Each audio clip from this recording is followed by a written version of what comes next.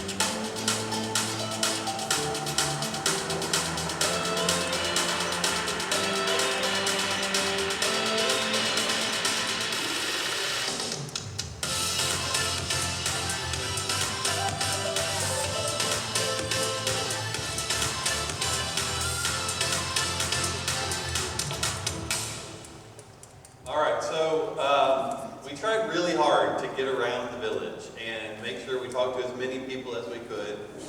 We've had a lot of conversations with many of you, so for those of you who have come several times throughout the week, I appreciate all your diligence. What we want to do tonight is go through a presentation and talk to you a little bit about what we've learned and what we've heard from you, some thoughts we have based on that, and as we always do, we'll stop talking and go through a discussion, a Q&A, and we'll talk as long as you want to talk. So let me get right on with it here. Here we go. So I just jumped ahead. So what we've heard, what we worked on, and what we do next is what we're going to do tonight. So some of the things you saw in the images there in the video, we had a hands-on workshop where everybody gathered around maps, wrote their ideas, put dots on the map representing areas that needed improvement, things they loved, or areas for opportunities. We took all of that information off the map. All the comments were written down there and put that into the computer as well. We went out to the Eats, Beats, and Brews to talk to people out there. That was great. It was a little hot, but we got a bunch of families that were participating. That was nice as well. So go through a little bit. We do this every time because we want to make sure we understand what is a comprehensive plan, which is the whole point of why we're here to update the comprehensive plan. So it's a long-range policy document.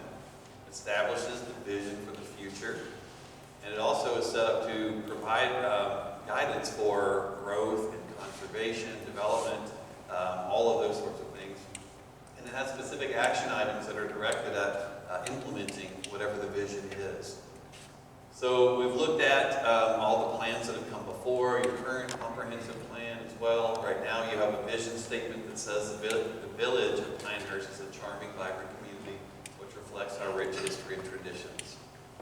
And we heard that loud and clear from the community as well. We also have the mission statement that says to promote, enhance, and sustain the quality of life for our residents, businesses, and visitors. So those are all pretty straightforward. As we've learned this week, though, what does this mean? What are the fine points of each of these words and concepts, and how do we do it is the trickiest question of all. So we take a sort of approach, a dual approach. We focus on data as a sort of an underlying set of information that helps us move things forward. But we also focus on the information that we learn from you through just your own anecdotal concepts and discussions that we have through this week through the Planapalooza, and that sort of works together with the data, and in a lot of ways is as important because you can learn so much when you're actually able to have a conversation with somebody about some of these concepts that are important. And we also focus on these ideas of principles and sort of what are guiding principles for, that make a great place or that preserve a great place. And so that becomes important as well. So we'll go through a little bit of some of what we've heard. We did a word cloud from some of the words we've heard this week, and also from the drawing wall where people wrote. The bigger the word, the more often it was said. Now, the thing that's interesting is, you look at a word like charming or quaint. I don't know what that means to you. I know what it means to me. And so we've learned throughout the discussions this week that a lot of people have a lot of different ideas about what those sort of concepts mean to you. When we talk about walkable, we've heard lots of discussion about, well, I don't want to necessarily be walking here or there, or, of course, the sidewalk conversation came up time and again. So we heard about that, and some people are in favor of it, and some people aren't. And so just use that example because one of the things that we learned this week and really want people to focus on and understanding that not everybody thinks the same thing that you think necessarily. It's human nature to assume that they do, and many people do think alike. But there's also, we've heard, complete polar opposites of nearly every issue that we've encountered this week. So it makes it really challenging to write a comprehensive plan for the future.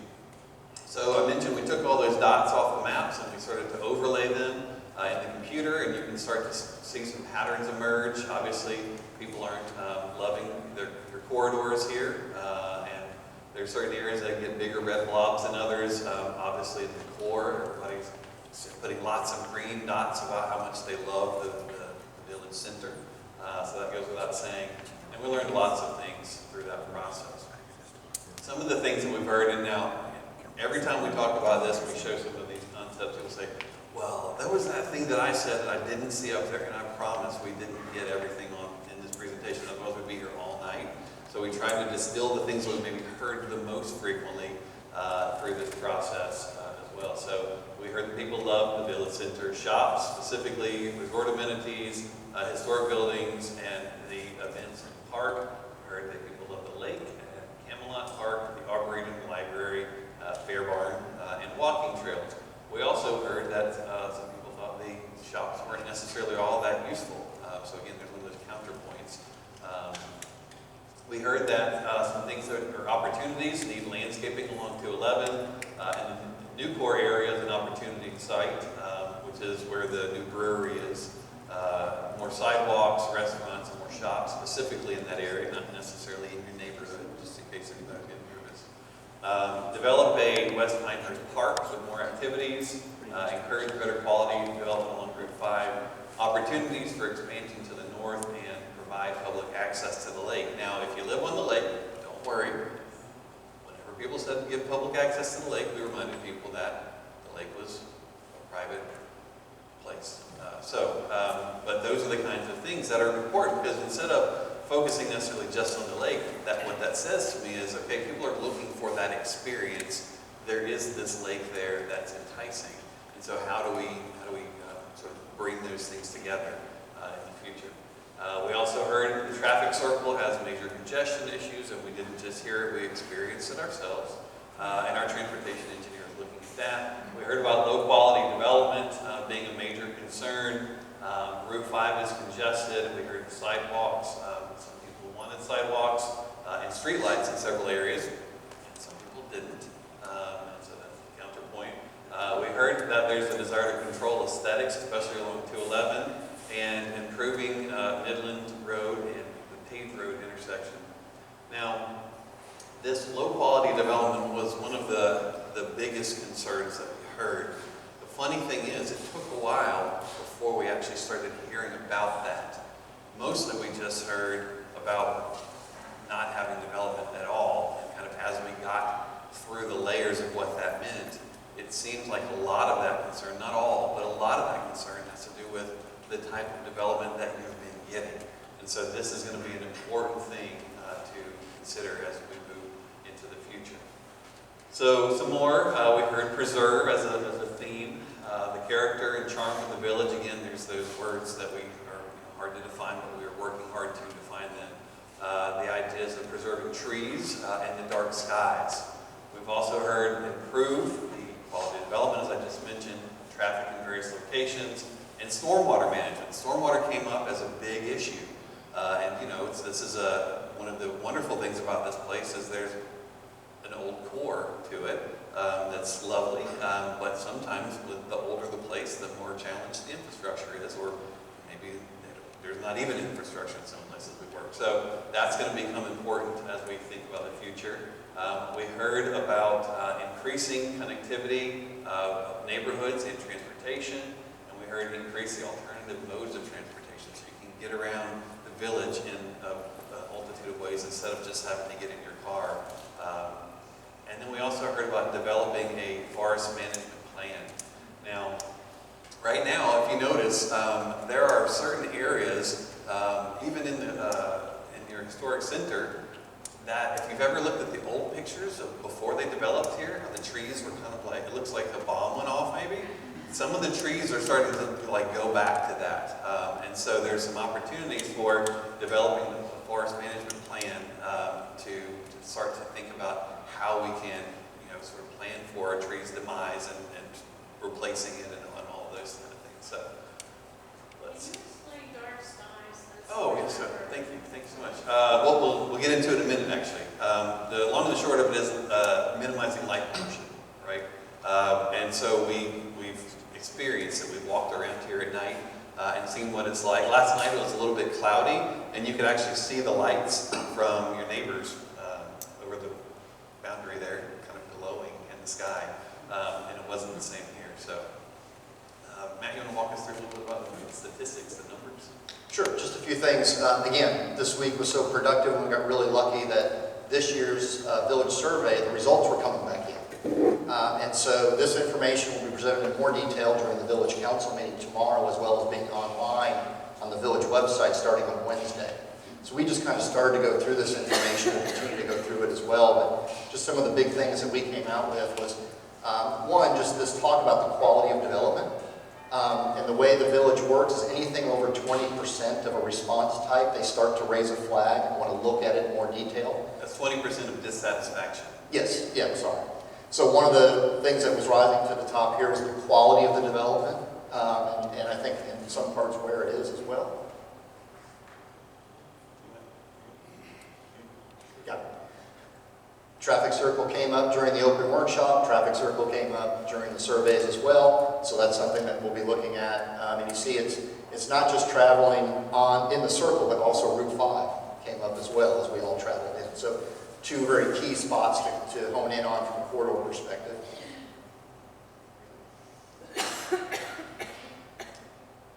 Next, because I'm not. And then again, street lighting.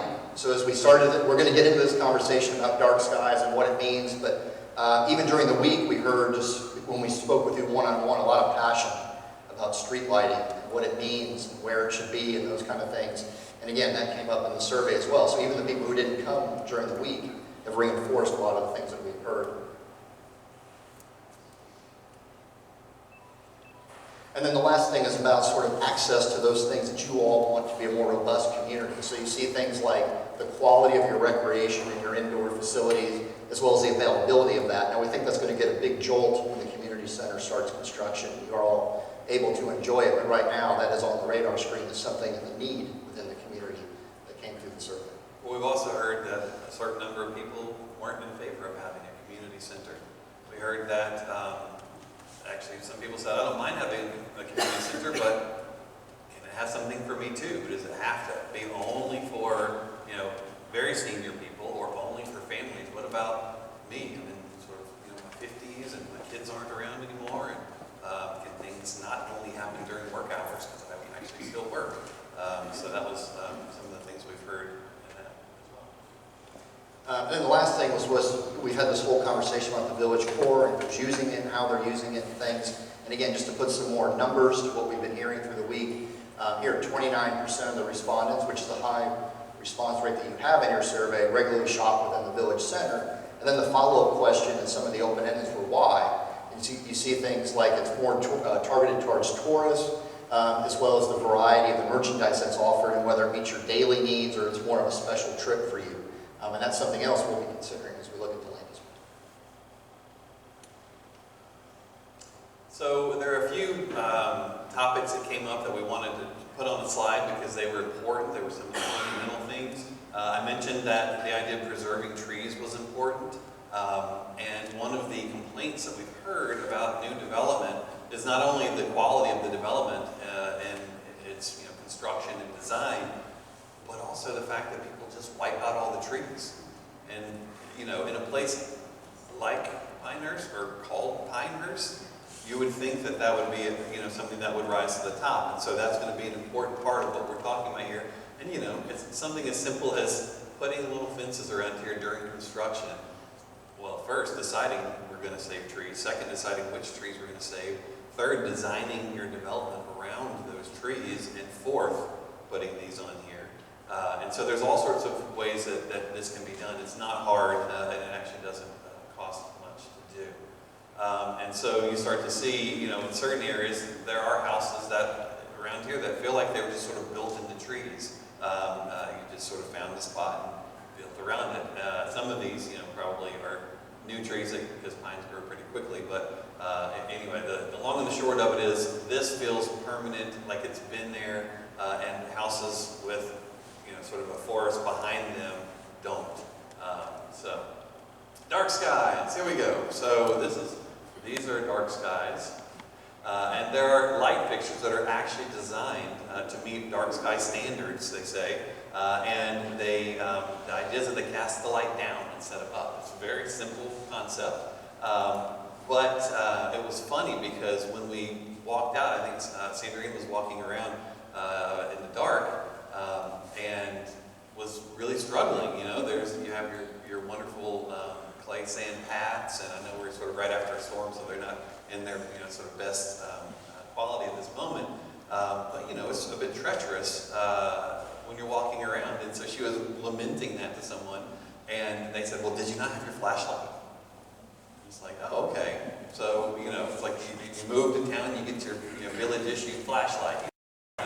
That's not every place is like that, just so you know. And so we need to think about, like, are you really going around? How much sort of night walking are you doing? Is it important? And if you could have some lighting around in sort of places that people are likely to walk, would it be beneficial to do that? But in places where you currently have lighting at a minimum, you should be thinking possibly about this dark sky thing, because it really helps preserve that character.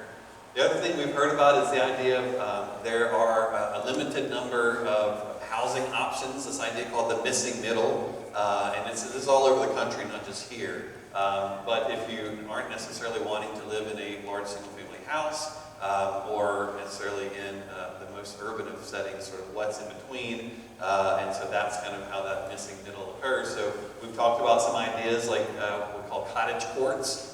So you have small cottages that face in on a central green space. You can see this is actually a shot taken from the porch of this house looking out onto the green space.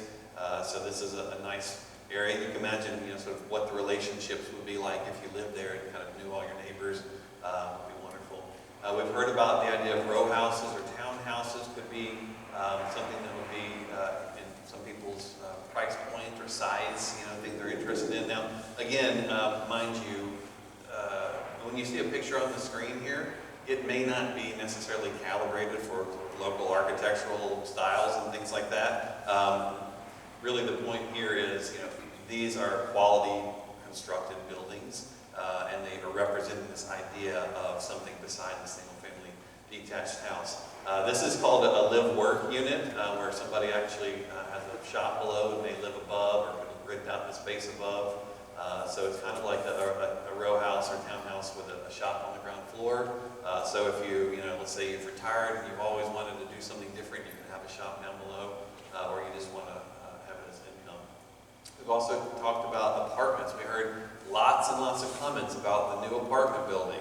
Matt and I went and roamed around inside and went over there and saw kind of what it was like, and went around the outside. And we heard people describe it sort of like a Motel 6. I don't know if you've seen a Motel 6 lately, but they are not quite like that. But I see what you mean. I think, sort of the back side is a bit plain, and it's sort of really exposed now because the trees are gone, and those sorts of things. Now, when people say, in nearly every place in the country that we work, people have concerns about multifamily or apartments, and in their mind they're having images of sort of suburban apartment complexes. You all have a more recent example, and I wouldn't call it necessarily a suburban apartment complex. It certainly is a large building that's larger than a lot of buildings around here, and you know, kind of does this kind of thing. But this is also an apartment building. This is I think a 4 or 6 unit apartment building. This is 6 here as well. And so I think a lot of when we're talking about, because we've heard there is a need for some multifamily, be it rental or for sale, it's condo as well. And a lot of times when we start talking about multifamily as a missing option, it's really about the scale and design and kind of what it feels like and looks like. Because this actually has parking for the residents. It's just not in a parking lot in front of it. The parking's actually around in the rear, so you don't see it. So it's a nice way. It's the way that people have always done apartments. I mean, this is nothing new. I'm showing you this is a new building, by the way. This is a new building, but so duplexes as well. So you start. This is an attached duplex here. These are attached. You wouldn't know it would fit right in next to a single-family house that was detached. And one of the things that we've been talking about is the idea of a lifelong community or aging in place. Now, as we've talked about providing different options and things as well, housing options, we've heard that, well, there are some places you can go and you don't necessarily want to keep a larger house anymore. Or you can stay and age in your house and have home health care, which is an option for some people. A lot of people also told us that they'll just move to Southern Pines, no big deal. And I think I'm just kind of exploring the idea, is it really no big deal, or is it just we're used to that as the option? Or, as people pointed out, well, most of us came from somewhere else, so we're not really all that attached to being in Pinehurst. And I would say, well, nearly everything else you told me all week shows me how attached you are to it. So I don't know, we'll have to figure that out. So, but the idea is that you can have a community that meets all of your needs at all stages of life. And in fact, one of the things that we were noticing is, not to be too grim, but there's no cemetery around. And I don't know if everybody just kind of goes back to where they came from in cemetery time or what, but anyway, it's interesting. So,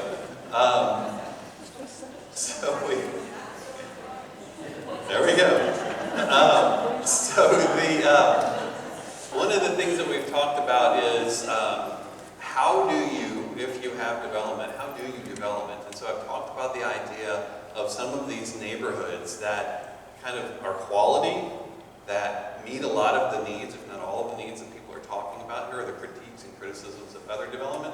And the way that we're talking about this is we're calling a conservation neighborhood. You may have heard of a conservation subdivision before, which is kind of like a small development where they've kind of carved out some of the land and made houses, but they preserved some of the rest of it, and so it was kind of not as bad as normal development, but it's still kind of like suburban development still. And so these neighborhoods actually go one step further, and it's a complete neighborhood with walkable streets and all that, but they're saving trees. You'll see this is actually a new house, so these trees were all saved. In this development, all these stones actually came off the site. There was a lot of stones, and so they made the retaining walls out of it. They cut the roads in with bobcats, like the small, not huge bulldozers, and they cleared the home sites with chainsaws, with hand tools. And so there's obviously a little bit of extra thought that goes into doing that. But I just want you to see that it's possible, and these are the results. And this house is literally like, 8 years old or something. I mean, these trees were here when the house was built. And so it's exciting to see that. And here's the village center. This neighborhood is called Mountain Laurel. It's right outside of Birmingham. And if you have a chance to look at it, and the same number of houses that were in this neighborhood would have, under their normal development pattern, just been scattered across the countryside, kind of having lawns and all those kind of things. Instead, they developed a little bit more densely and were able to provide that option. Here's another one in Beaufort, South Carolina, called Habersham. And these, you can see, these are these wonderful, majestic live oaks. This neighborhood is, probably 20 years old now. It's been around for a little while, but to have it feel like it could have been 150 years old just as well is pretty impressive, and it's because They were thoughtful about how they did it. They built quality construction. The architecture was actually in keeping with the local vernacular. They actually went and studied the local architecture instead of just saying like, well, what do we do, in the last 10 developments over in, North Dakota? Oh, that'll work here. That'll make some money. And so I think figuring out how to help you guys get some of that will be important. Okay. And the other thing we've started to have a discussion with about is infrastructure and how much is enough, and just big enough was another term we kept hearing over and over. And this is really that opportunity, if you saw the slide when Brian presented about principles and data. And principals get a head start in a week like this because we want to sit and honestly listen to you about what you value, what you need, what would be important to you to make a decision. But data is catching up. And although it got a staggered start, that data now is what we're entering into what we call our targeted analysis period, which will start occurring as soon as this presentation and discussion ends, which is testing these ideas, seeing if they have merit, what are the pros and cons, and those kind of things. And there's not a more important aspect of the plan that occurs in, but infrastructure. So we'll be looking at transportation and water and sewer and schools and parks. And we've been hearing already from you and jotting down even on maps where there are specific locations and specific needs. But one of the things we'll be doing from here forward, we'll be doing that targeted analysis and kind of looking at that data and how it's going to support the growth and conservation.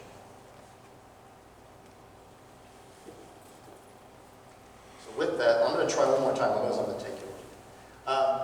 So the growth and conservation map, as we had said, this is really kind of one of the most important parts of a comprehensive plan because it's one of the few times as a community you get to look across all the topics that are important for growth, development, and conservation and talk about all of them at one time.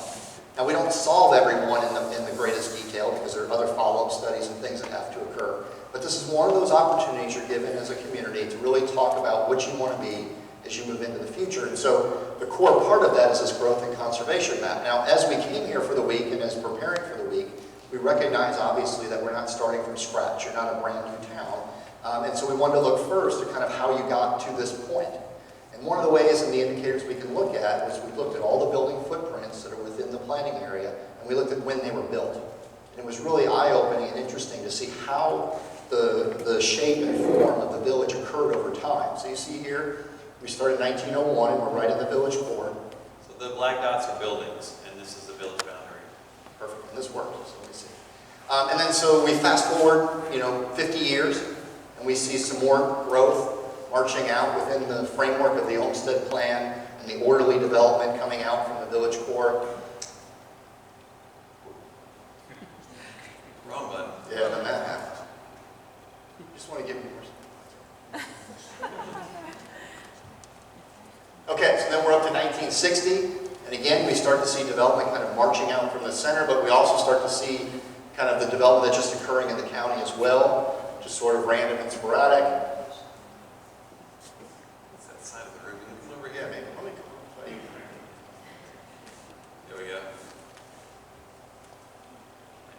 All right, so then we're into 1970, and we see more growth occurring. We start to see some of the country club living come on, right, at CCNC.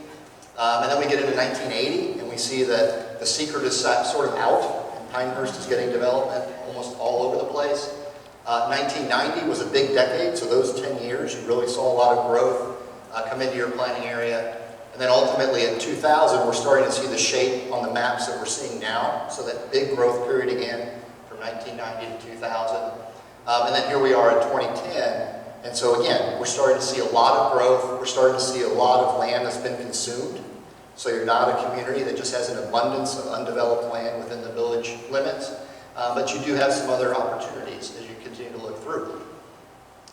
And then finally today, and this is all through, I think, December of 2017, we're able to get the data so far. And you see, again, just more and more development. Wherever there's an opportunity, there's an interest in developing within your community. We go quickly. Yeah. So you can see them together. Makes sense. This may get more cheers than let me go backwards. What if they go away, right? So, this side of the room is it? Okay, so if we start back from 1901 and we go quickly, you just start to see the growth start to fill in. You see it now kind of explode to the edges, again continuing to fill in, and then here we are. Pretty interesting. interesting. So you can think about like which of those time periods was right before you came. So again, this is kind of where we're at today when we're thinking about our starting blocks and having the conversation about your growth and conservation map. The other thing we wanted to look at was take a different lens. We wanted to say, okay, what is the status of development if we're just looking at the land that's out there? And so first we had the open space. And the way we sort of compare this is we have two planning areas that we're kind of talking about. One is our village limits, which is sort of the bigger area. And then the other is what's called your extraterritorial jurisdiction, your ETJ. And that's a place where the village has influence over the type of growth and development that occurs through zoning and other things, but it is not annexed part of the village. Is the white area representing one and green the other, or? Well, I'm going to piece this whole thing together and get all the uses put in here. So right now the white is just the background as I fill it in. Can you extend, is the traffic circle on there? Yeah, just show the Yep. bigger map. Sure. You want orientation? Yes. 9 miles upper left. All right, so traffic circle, we're up in this direction here. You've got the number 2 through 5, right? Goes through 5? 1 through 5. 1 through 5, sorry, here. CCNC is down here. Pine Wild, here. The dump, right? If anybody goes to the dump, that's down here. Then you've got number 8. And I'm just trying to build progression through these things to try to show you a little bit of how we dissect the community from one way and then another.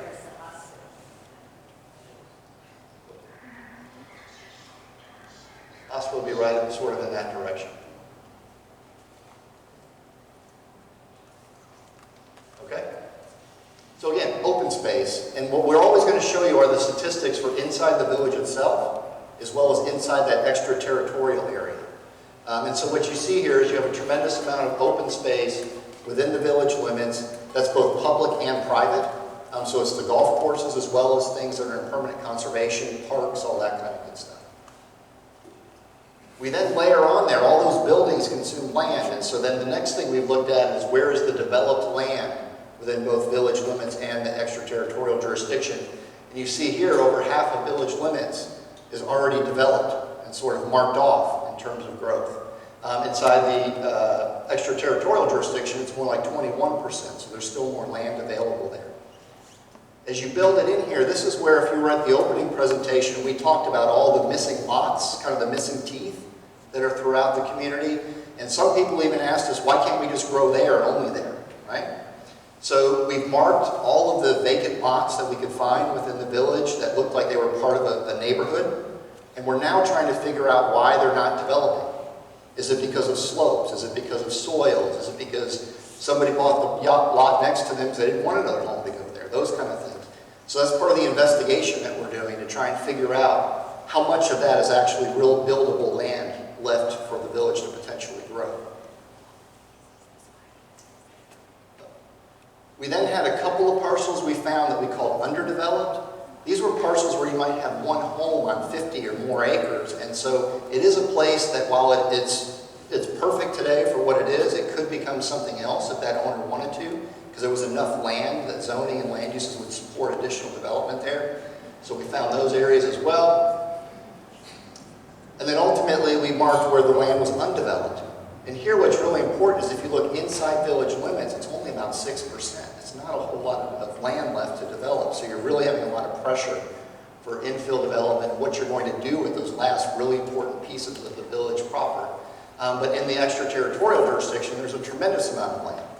And so there's going to be pressures and discussions out there about what to do. And that's part of what we started this week and will continue through the planning process. But the undeveloped land is always kind of the interesting conversation because it's what do we do with it? There was also another way to look at how we're consuming information for the growth and conservation map. And this is looking at growth potential in terms of people and employees. Now, part of this is how much do you want? We go back to the just big enough, but these are numbers that are starting to be given to us that the market is sort of wanting this, and if they don't come here, they're going to want to land somewhere very close. And so this is another thing swirling in our head where we look at how many new residents, potentially how many new employees might like to be living within the village or in this extraterritorial jurisdiction. And then we also took the information from the community workshops that some of you attended. And so remember we played that Lego game? And the Lego game was great because we were able to get some information about where you like to see growth occur. But I almost was more challenged and had more information from the words you were giving me while you were playing that game. So things like, we should grow, we shouldn't grow, we should grow here, why should we grow here? All that kind of stuff sunk in, we were taking some notes, and so that information also will go into the process to develop the growth and conservation map. So here you see those Legos that were played from the people who chose a compact growth scenario, if any of those were you. And you just start to see what happens. Again, because the village limits just didn't have a lot of land left to develop it, you saw this need because we forced you to deal with growth. If you had to have growth come, where would it go? And you see it start to spill over.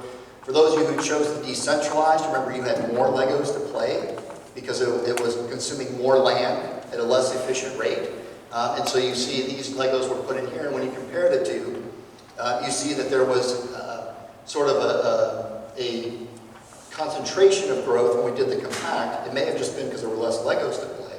But in the end, both a compact and a decentralized recognize that it would be hard to continue to grow if we want to grow just inside the village limits. Is it fair to say that the green there isn't for keeping it green? That's correct. That's where Legos were played for the decentralized growth. So again, one more data point that we have to think about as we move forward. Now ultimately, what we want to do as we leave this evening and start to move forward with that data initiative like we talked about, that targeted analysis, is we want to look at all the different ways that we've heard from you so far about how the village may want to grow moving into the future. So the first one we're going to look at is just sort of aging out. And that's assuming that growth really won't occur. So those 6,800 residents and all those employees, they're going to go somewhere else, probably really close by, but not inside here. And it's more like, let's just use the homes that are currently on the market, let's let those fill up, and then let demand just kind of be a one-for-one. I think one of the terms we used, which was a little more cutting, was growth rate equals death rate. Meaning that as people came in and out, it was kind of a one-for-one. This is sort of a no-growth mentality. But then we also want to look at it as what do those mean for expenses and quality of life and the ability to provide services as a community based on a set population. Or moving to Southern Pines. Or moving to Southern Pines. The other challenge that we're going to take and look at is what happens if you just grow within village limits.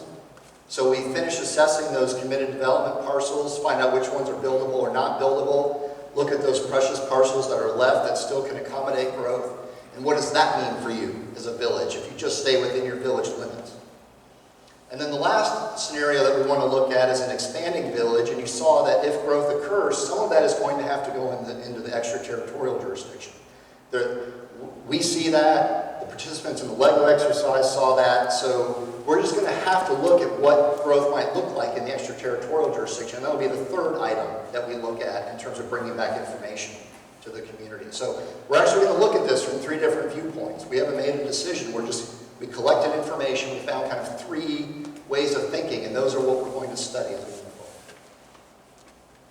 forward. All right. So once we actually try to create this map, we try to look at how is the village in its larger area organized, and how do we want to present information in a map that's useful for this plan, as well as the follow-up initiatives and activities that are required to implement. What we've decided is we want to organize Pinehurst around this sort of vernacular. And you see first is we have open space. We want to make sure we describe and identify all the open space within the village. Then we want to have a strong component we're calling rural living. And so we'll show where we're going to have that. We want that as an option, so that people can live in a more rural setting. We want to recognize all the suburban neighborhoods that are within the village and recognize that as a way people enjoy living here. Those people who live in suburban neighborhoods or live in the rural area need places to go work and shop. And so we call those our suburban centers. So we have major employment centers like the hospital. And then we also have things that meet your daily needs, like smaller office shops, retail, some small industrial. It's places you would leave your home and go travel to. And then finally, we have this other item, or this alternative to that, which is mixed-use centers, which is taking multiple uses, arranging them in a way that provides the density, and the street design and other things to be more walkable, and to have a little more growth concentrated. And in exchange for concentrating that growth, being able to conserve more land outside. So more like your center, right? So your center is kind of your village center, the downtown, right? So to that end, as we start to think through this, again, we just go through really quickly the first assignment of these things. And this is really just translating your current plan and then some of the thinking that we've had so far. So the first thing you see is open space preservation. I think we're being generous to the landfill, but you see the landfill show up as a place that is its own kind of open space, right? Like no other. We then add to that what we call open space recreation, which would be things like the golf course and other private places, but also all of the village parks and other things you have for recreation, either passive or active. We then throw in there rural living, which is hard to see on the screen, but we're basically looking all in this direction. So we have an extraterritorial jurisdiction, but we are trying to find a way to balance what we've heard this week and not just let it go and be developed. And to that end, we're not even looking to try and develop it at all the 5-acre lots that are allowed right now. We think there's an opportunity and an option out there to actually concentrate growth in a couple of key areas and then even provide more backing and strength to having a more rural agrarian. We heard about the horse farms and all those kind of things. And we think that that has a place out in the extraterritorial jurisdiction. Sorry, we have suburban neighborhoods, which again fill in very lightly, but luckily it's a place you all would know. It's all the places we live within our single-family detached homes. It's also some multifamily homes as well that are throughout the community. Next time we're going to pick better colors, by the way. It's probably hard to see. So. Exactly. Suburban centers would be those areas that you're traveling to, like I said, to either do shopping or to go to work. Things like maybe the new pharmacy on NC5, those kind of things would be a center, a suburban center you would go to. We do acknowledge that the Moore County Hospital and the buildings surrounding it are kind of its own animal, its own special place as a major employment center, so we want to look at that as a unique place. The village core obviously has meaning, both historical meaning as well as right now as a special place and a design that mixes the uses, as Brian had mentioned, and really encourages hopefully walking between different destinations. We have mixed-use centers. So you see what we're trying to do here is sort of think about that idea of accommodating additional growth, but doing it in a way that is not detrimental or burdensome or overwhelming to the extraterritorial jurisdiction. What's really interesting here is we've tried to design it in a way that we're on Linden Road and Chicken Plant Road, and we're trying to be as close to the existing infrastructure as possible so we can be good stewards of infrastructure and not just spend, spend, spend. Also keeping growth close to where it's most urban now, or suburban now, and kind of keep it tight and not encroaching too much on that way of life that's so important in the extraterritorial jurisdiction. We do have sort of a game plan in place if the Western Connector comes in. If it comes in, we think there's one additional center that could be built with close proximity to there. And again, it ends up being the sort of three focal points within the extraterritorial jurisdiction where the growth would be encouraged. But then we'd like to ask you to write policies just as strong to discourage growth in some of the other areas to keep that rural feeling in the agrarian lifestyle. So that's kind of the way we've been thinking about the growth and conservation map up until this point. One of the things that's important as well is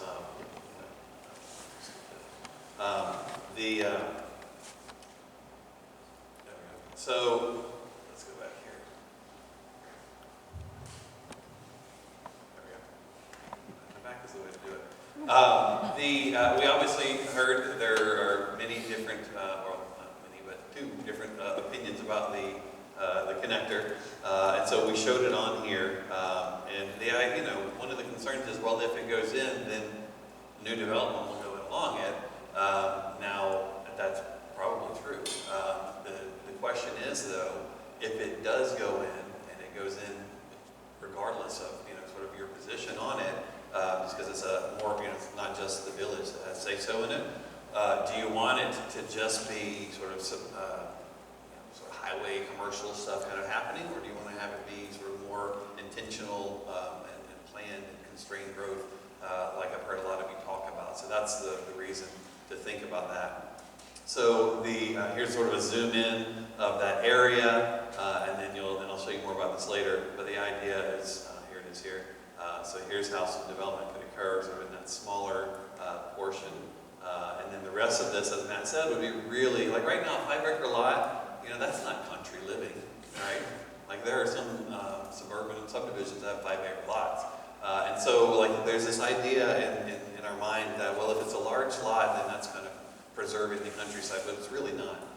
And so what we're thinking, as Matt said, is if you can start to deal with that in a little bit sort of more aggressive and more really rural living kind of way, then you actually can start to direct any growth that happens into particular areas instead of just sort of sprinkling it all out along the countryside, which then has all the negative impact on traffic and infrastructure, et cetera, as we go forward. So we did a few things. We didn't just think big picture, high level this week. We actually zoomed in to a few things and wanted to start to understand some issues in a little bit more nuanced way. Now, everyone put green dots here. No one was really saying like, we don't think the center is good. We don't like the center. And I see why, right? Now, I happen to love history. And part of my process, so Matt loves to look at data. I like to look at old maps. I spent a bunch of time knee to knee with the woman who was running the desk of the archives, looking through photograph after photograph, understanding the original plan, seeing what Olmsted had in mind, and Tufts and all of that. And I learned that things are actually different here. It looks really preserved and intact, but it's quite different than had it originally been conceived. And specifically, one of the areas that I noticed was this area here. At the time, when it was sort of scrubbed along the sides of sandy dirt roads, there was no intention of having a parking lot there. That wasn't the idea. It did come early on, though. I saw a photograph from the 40s that had cars parked there. But just for fun, and just because I'm a huge Olmsted fan, I thought, well, what if we actually, because we heard a lot about preserving the charming character, what if we actually tried to fix some of the charming character that got goofed up at some point, right? Now, keep in mind, we don't own this lot, we don't control it. I just wanted you all to see this, to start even thinking about one of the pieces you love the most and how it could be different or maybe better. So here it is today, and here it is as a proper green space. Now this one is really good. It's nice that it's over there, but when you're there, it's kind of tucked away. You don't really notice it, and it functions well. I went over to the farmer's market and that, but the whole time we were here, I saw like 4 people sort of just frolicking out there, right? And so the idea would be to put something here that was sort of more in the center and really brought that back to the way it used to function. The department store trucks used to drive through, they would park on the front there. And so the idea would be that you could still actually get through there, and there would be some on-street parking. But it would feel like more like part of the park, like brick pavers or something. Probably maybe even just like golf cart parking. I mean, you guys have lots of that going on here. But it was just kind of fun to see sort of the parking lot, and it's like, yeah, it's okay. And imagine how amazing it would feel to be in that space. So no one mentioned this as an idea. This was really just me being an Olmsted fan. So forgive me, but it was really fun. The other thing was over on, what is this, Market Square here, little street. It's a really great street, and there's some great architecture over there. It doesn't have a lot of foot traffic that I see when we've been here, and again, I've been here only a handful of times, but I've never seen very many people over there. One thing we did notice is it's blazing hot over there, because in spite of the fact that you have trees everywhere, it's one of the few places you don't have trees. And so we started thinking about what you could do there to reconfigure a few things. And so I'll show you more about that in a minute, but you can see it now here with this angled parking and sort of this tiny, narrow sidewalks. And then we sort of changed it, and I'll show you more with it. So here it is, right? So I love this building and this brick pattern it has going on. And here's sort of the back of this building, and these awnings are there, but this person's sweltering And I love the fact that the sun happened to be blaring in the lens at that moment. So here's how it might be transformed in the future. So here's before, after. So maybe this becomes actual storefronts. The lane continues on, so now you have a large open space here, maybe some seating for outdoor dining. We've started to incorporate some sustainable stormwater features here with part of the street trees. So actually the rainwater flows in here and starts to naturally infiltrate, because right now it's really paved from edge to edge. And so sort of addressing one of those needs. We have some dark sky lighting here. Again, so all these things going in. People talk about wanting to be able to bike better, and so we have much wider sidewalks. So you have cafe tables and you walk between them, longer awnings. The street trees are providing shade here, and now it becomes this amazing sort of oasis. The surprise and the pathway that goes between the buildings here actually spills out into this plaza instead of sort of this hot street. So again, this is no one said this. The street's really driving us crazy. It's just something as planners we noticed and thought we could do a sketch here to show you what that might look like. We mentioned the missing middle concept, and we've heard that some people who weren't interested in aging in their house or having home health care might want to downsize into some different housing options. So we started looking around and we said, hey, where's a site where we could really just show this as a demonstration of how this could look? And this site always comes to everyone's mind, the go-kart track here. And we decided that since there's a conception of Nucor transitioning and becoming something, and now the brewery's going online and all of that, that might be a good site. It's sort of small, but we can show you some interesting things happening there. So here's a plan, and we went outside the boundaries. And so I know there have been some plans proposed in the past, and there's been some opposition to them. So let me walk you through how this works. So there's a street here where there's existing large houses. And so to relate to them, we have some larger houses that work with the slope, so you actually can park underneath because the topography drops off to have a basement. Here are some small or medium-sized cottages that face out onto the Arboretum. And here are a couple more that sort of transition from this more dense area into the existing single-family houses there. This all is relating to Nucor. These are actually row houses. We talked about row houses before, high quality, of course. All the parking that happens here all happens in the rear, so these are garages with a rear lane in the back. Here are some small cottages and some more row houses. And then this is this cottage court idea that I talked about. So this is a park. So these houses row houses all face onto a little sidewalk, and then there's a park here. This part of the open public space. This is a 4-unit apartment building here, and this is more like an 8-unit building. And then on that ground floor, we have that live-work concept, so you could actually have some commercial space on the ground floor. There's a little plaza out here on the corner that addresses and relates to Nucor, and people can start to then look over and see the Arboretum. And so that's kind of how that works. And you see, in this one little development, we had all sorts of different preferences for people. So there's a little of this, a little of that, which works great for the the developer. You don't put all your eggs in one basket, which is nice. And then, but again, this isn't to be a proposal for that. Again, we don't own this property. This is an illustration of this concept of missing middle, and we picked this piece of property to show you how that would work. And so you might imagine, like, oh wow, I live in this big house right here or there. This would be really great when I'm ready to downsize, and I don't have to move far away, and you're just down the road from the center and across from Nucor and across from the Arboretum. So here's what that looks like now. Now, mind you, this is really interesting. This little alley of pines. They're pretty dense and tightly spaced, but the thing about pines that's great is they actually don't start having needles until the top. Like a lot of trees would block the signage and things, so we thought it would kind of be neat to leave those there. The next image I'm going to show you, they kind of disappear, so you can see what's happening behind them though. So this is the little building there. This is Nucor on the site, the go-kart track, the larger houses here, and here's the corner. So here's how that same plan I just showed you could look. So here are the row houses with the cottage court. Here's the 4-unit apartment house. Here's the live-work concept with a little outdoor patio dining area here. The tree, you can see the pine trees sort of hinted at staying there, which would be really neat. The parking happens in the rear. Here are the medium-sized cottages, the larger houses facing the larger houses on the upper street. Some more row houses, and then we move on to cottages as we go down. We just, for illustrative purposes, showed how the building on the corner could be something greater in part of Newport.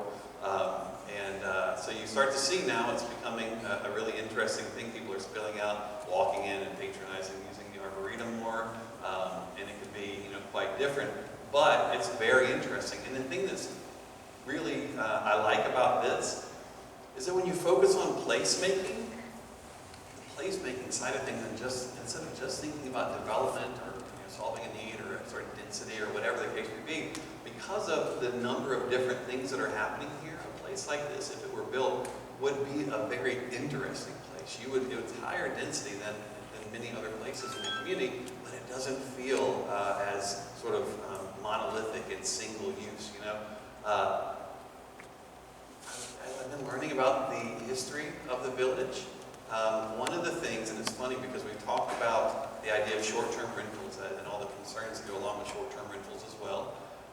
But you probably know this, but in the discussion of short-term rentals, it doesn't get brought up very much. But I learned that when the first buildings were built, you had the Holly, it's a hotel. You had 4 boarding houses. Boarding houses, if you look it up, is code word for Airbnb without the app. So short-term rental. And then you had, so it's very, very interesting kind of how things have changed. That time it was all resort though. And so I think the distinction becomes, how do we think through this now that this is really a village first and has a resort as part of it. The reason I say that though is that any of this, because we have a placemaking component, could just as well be, you could rent out a unit here like the resort already rents out condos or whatever, all of we're actually staying in one. We moved from the Holly Inn, we're getting to experience everything. We moved from the Holly Inn and now we're over in Laurel, I can't remember, one of the condos out just across the street there, right? So quite different experiences, but you don't really notice, we're not kind of being loud and boisterous out there, but we've heard about there's some current concerns with that. The long and the short of it is that this can work for whatever it needs to be because it's a natural extension of the village. It's not just a development, which is really kind of cool. I mentioned the court, the cottage court, so you could see, this is what a court could look like. This one is kind of neat. We wanted to really make sure that it reflected sort of more about, because there's a more refined version of this, but we thought, with all the sort of vegetation stuff that going on, you could line with some stones and those kind of things would be really cool. But you can imagine, talk about downsizing. This is, would be wonderful. Or talk about buying your first house. And that's one of the things that we've been really excited about because of the different demographics you have going on. A lot of the needs and desires are the same. So that's what a cottage court looks like. Now, I mentioned the conservation neighborhood. And this will probably be the sort of the most controversial part of the evening. This is in the ETJ, and we wanted to look at, so you could, people could say, what are you talking about? This type of neighborhood, it's a complete neighborhood or conservation neighborhood or whatever. And so we started thinking about, as Matt mentioned, sort of where these nodes could occur. And instead of just drawing a purple blob on the map, let's see what the node, what that could look like. What does a complete neighborhood look like? For me, even though I knew this would be controversial, it was really fun because I got to channel my inner Olmsted. I really felt like I was working with him and we were sort of laying out the plan and trying to really respect the planning history that you have here. You all know Olmsted, right? I just keep saying that, I like dark skies.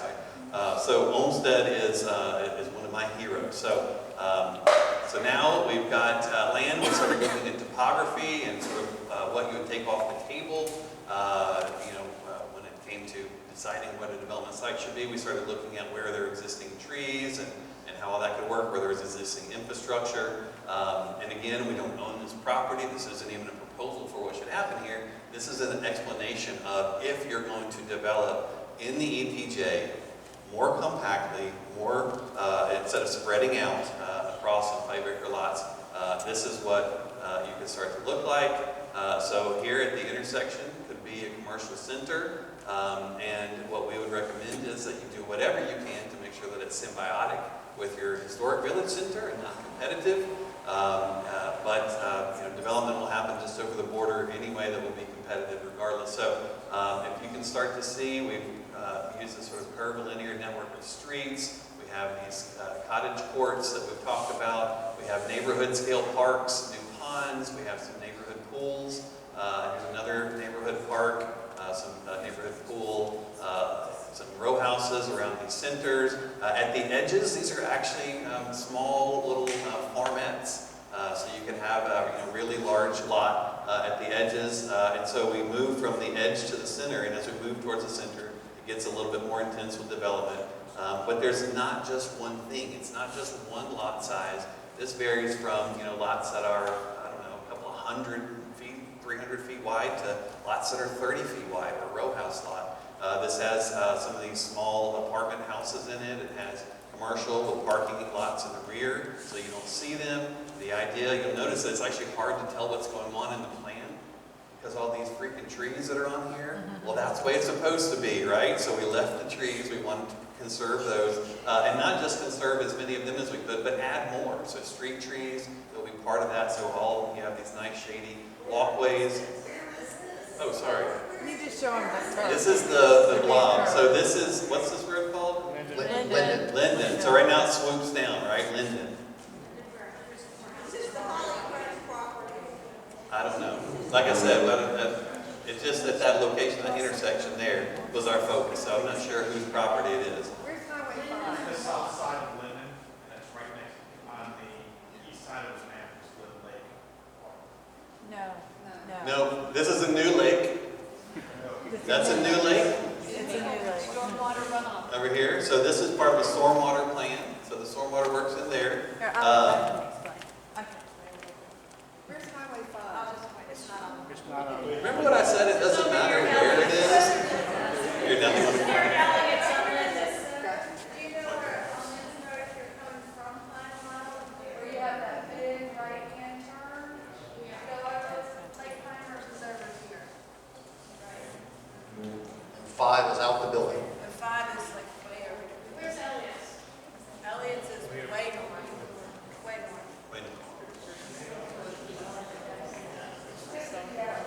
Okay, you know what I'll do? I'll go back to the big map in just a second, and I'll show you where it is, right? So let's just think about it conceptually for a minute. All right, so this piece of property right now goes all the way over here and comes down, right? Well, one of the things that we're looking at is how do you not just develop edge to edge? And so what you're seeing here, this is actually actual conservation area that would be set aside for conservation. The topography lends itself possibly to having another lake here, so there's 2 here. This is part of that same stream channel.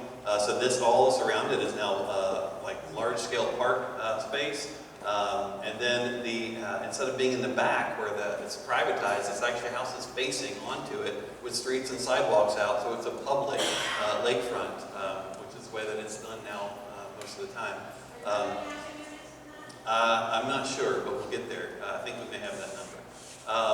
The other thing that's interesting is, and this is one of these topics I know will be controversial, especially if you live in an adjacent neighborhood, but we've heard the idea, people talked about having a little bit more connectivity so we don't have to always get on the same streets and clog up the traffic, as well as when you start creating places like this with parks and open spaces and things, the convenience factor and wanting now to be able to take advantage of those amenities. We've actually shown where you could, there are houses missing at the end of the cul-de-sac, lots where there's no house built, so you could actually have connections, so this actually starts to feel like a part of an extension of that neighborhood. Now, at nearly any place we've ever gone, the neighbors that live there don't like that idea until it actually happens, and then they're like, wow, this is so great, now I can just walk and be part of this thing. So that's not necessarily important, but we wanted to show it. And the reason that this little piece is over here is because there was a nice sort of flat developable piece in between this area of conservation.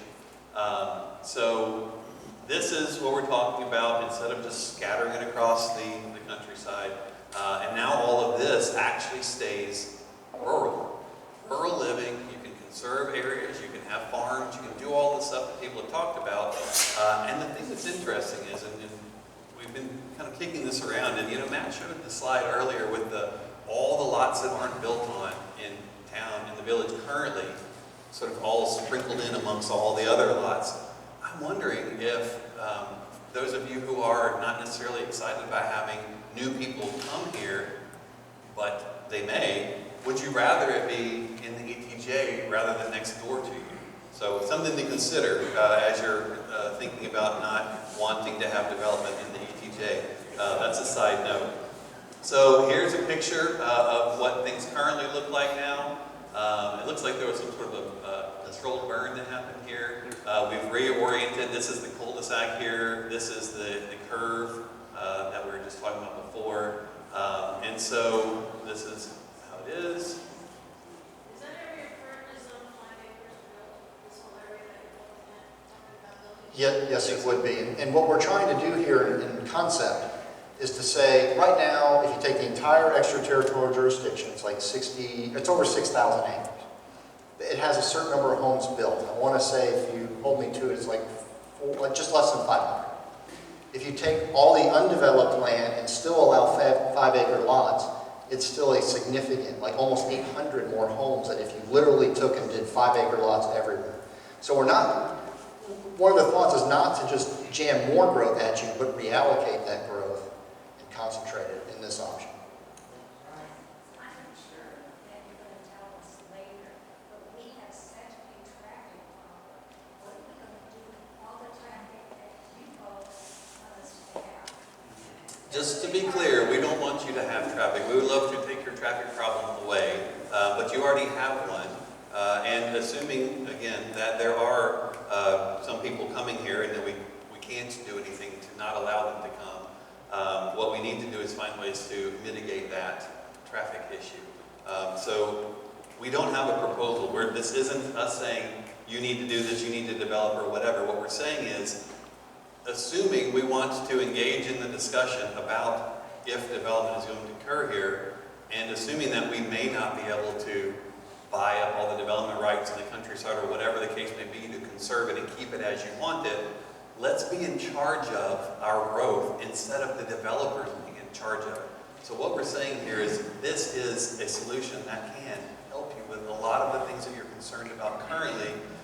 And instead of having low quality development that you've all talked about, that looks like every other subdivision around the country if you take the trees away and those kind of things, here you start wondering like, oh, is this the village? Is this the center? Is this, you start looking at the network, this is high quality development with these really cool spaces, and some of your missing middle is able to occur here, because some people actually may want to be more in the periphery. And so you start to focus. Low quality, lousy development that's happening now, how are we sure it won't be more of it in there? That's right.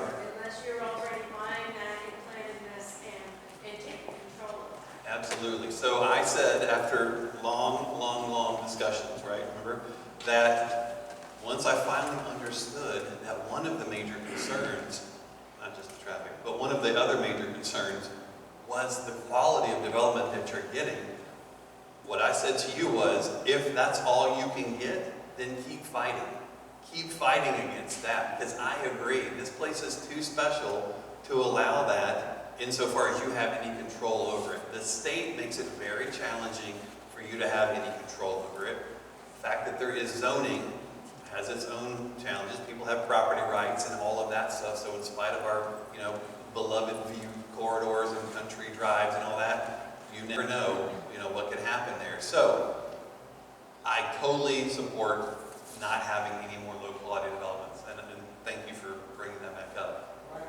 Yes. I'm sorry. You've used the term ETJ a lot tonight. Yeah. Just for the record, tell me if I'm right or wrong, when you use that in these discussions, you're referring to the village's currently existing ETJ. That's Are you not? Correct. Nothing to do with any future of that. You're talking about the currently existing, mapped out with agreement, ETJ of the Village of Pinehurst. Is that correct? You got it. Extraterritorial jurisdiction, if you didn't know also, that's ETJ. Not extraterrestrial. let's see, what else we have here? Oh, so this is the other part. So like, you get this, and you get this. So those are the two things, right? And so that's actually what's happening out there if you do what Matt talked about, where you are starting to not just say 5-acre lots are what we want to do to protect this rural concept. We're actually going larger lots so that they really do have a sort of a country feel to it as you drive, just like places do around the world. You kind of drive through the farmland, you get to a village. Drive through the farmland, you get to a village. So that's the probably the least controversial slide. Does anybody object to that? Probably not, right? Yeah, exactly. So next steps, and don't worry, we're going to open up to Q&A. We're getting there. I know you're on the edge of your seat. So we have the think tank. We talked. You've heard about the think tank. You've met many of them. They've been around, and a lot of the things that we've heard, we're going to sort of bounce back and reflect off of them and see where that stands. It's a great. Just so you know, there's a good mix. There are people who are okay with new development occurring. There are those who aren't excited about it. So it's not one thing or the other, which is why they have a group like that. Then we will begin writing the document, which will include things about housing and transportation and natural resources, community facilities, and economic development, which economic development, just so you know, even though it has the word development, can also have, conservation can be an economic development strategy. So just to be clear, Matt, you can walk us through the basket weave here? Yeah, so just really quick, one of the other things we want to do, especially after this week, is Brian just presented topics, but those topics can be dry and siloed and don't really interact with each other, and the plan isn't as effective. So what we've tried to do is start to look at those issues this week and beyond that are rising to the top and actually address those issues in the plan. And those issues may include a transportation solution, a land use solution, a housing solution, economic development solution.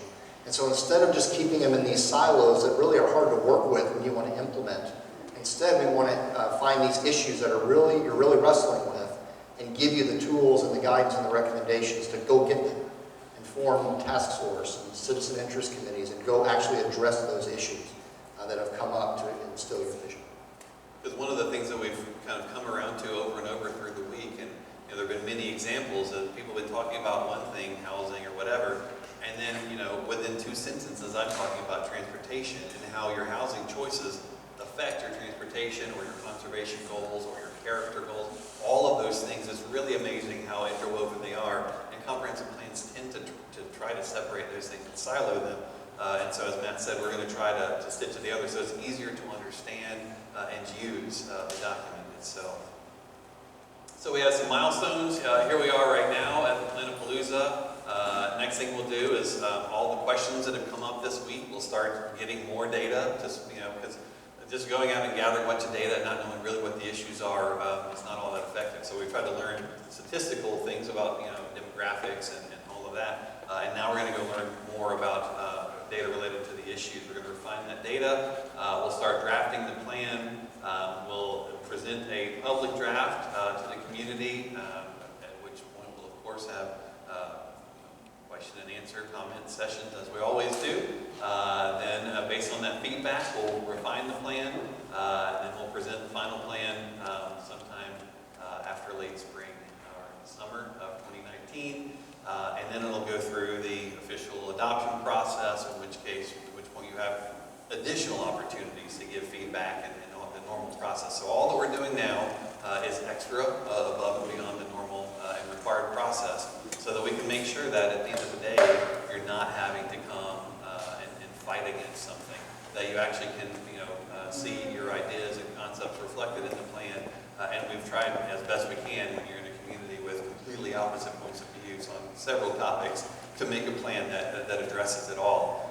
So many people have said they don't envy our job here, but we actually have really, really loved this process and being here in this place, because it is so cool. We were just talking today about when we saw that you all were advertising nationally to find a consultant. to work on this project, I sent an email to my team and I said, we've got to win this because this place is so interesting. It's so unique. I came here long before we were doing any work here, and I was just enamored with it. At that point, I was just a superficial tourist. I think now I'm getting to the point where I've at least got a quarter of a resident card. I'm starting to really understand some of these issues that are pressing. So to stay connected, we've been streaming live on Facebook. So there are people there. Thanks for tuning in tonight. There's the webpage, envisionthevillage.com, and so all the work and everything will be posted up there, and you can actually start to give feedback on some of these things. And then there's the Facebook page as well. So now, that was like 98 slides. That was a lot, but you had a lot of things you wanted to go through. So I apologize for taking so long with that, but now we're going to just chat. One of the things, because I know some of the slides were hard to see and things, immediately after the presentation that we break down, we'll be giving a copy of it to village staff and we'll be putting it up on the site. So I'll go and review all the slides again and again. All right. Who's first? So that, Brian, we have mics coming up. Oh yeah, microphone. So raise your hand if you want a mic.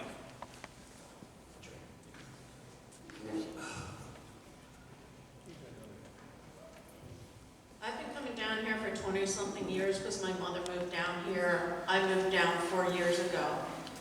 Within those 4 years, I'd say the traffic has tripled to quadrupled. And one of the major concerns I hear from everybody around here is concerns about the growing traffic. And when you start putting out these major new developments you're proposing, it looked like those were going to be at least, that last one that's going to be on Linden Road, at least 200 to 400 or more houses. There's 2 major developments going in on Foxfire, and there's 111 houses going in at Linden and Route 5.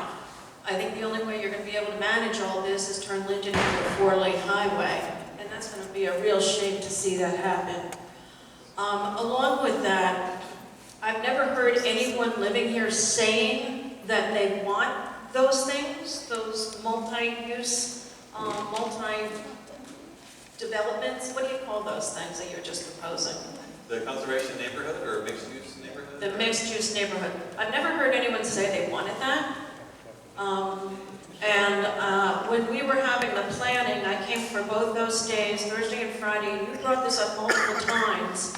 And each time I said, I haven't heard anybody here say they want that. You keep bringing it up. No one here is proposing that.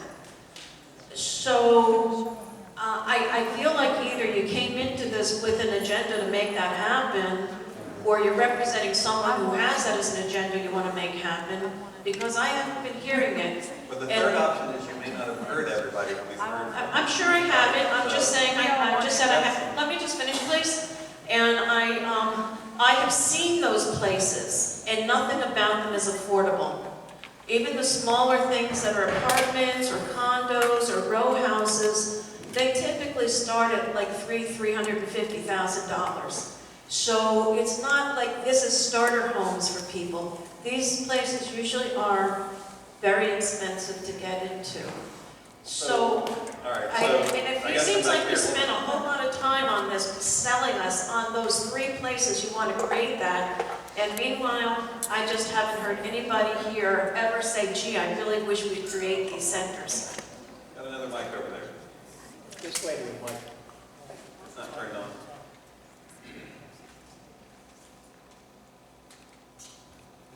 Hello. Can you hear me? I can't. Okay. I'm not rebutting anything you said. I love the plan. I didn't know about that. So I learned something tonight that was very informative. Coming from Florida, I don't want that kind of development. I like conservative, proactive development. I'm with her concern on the traffic though. If this is the village, if the village chooses to go with a plan like that, I would hope that they make sure that the traffic is part of that plan. Where would it go?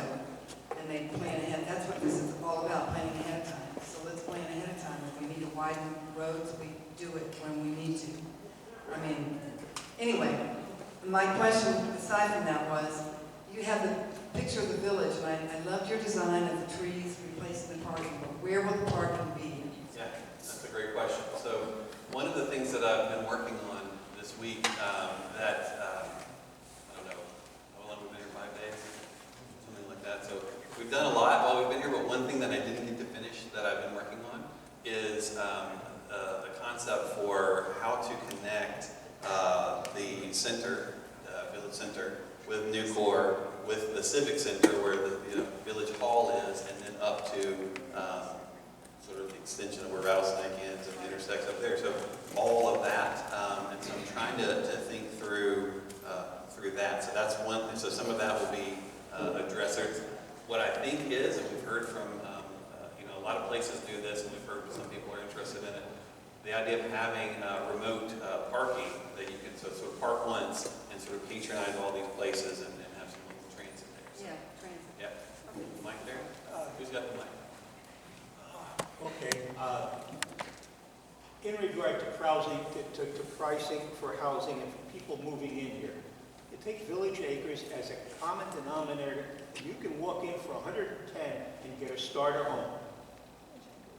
It's not the greatest place, but it's clean and it's neat, and somebody is taking care of how they develop the area. All right? 100,000, 110. Yeah, we can walk in. The guy next to me is going for 500.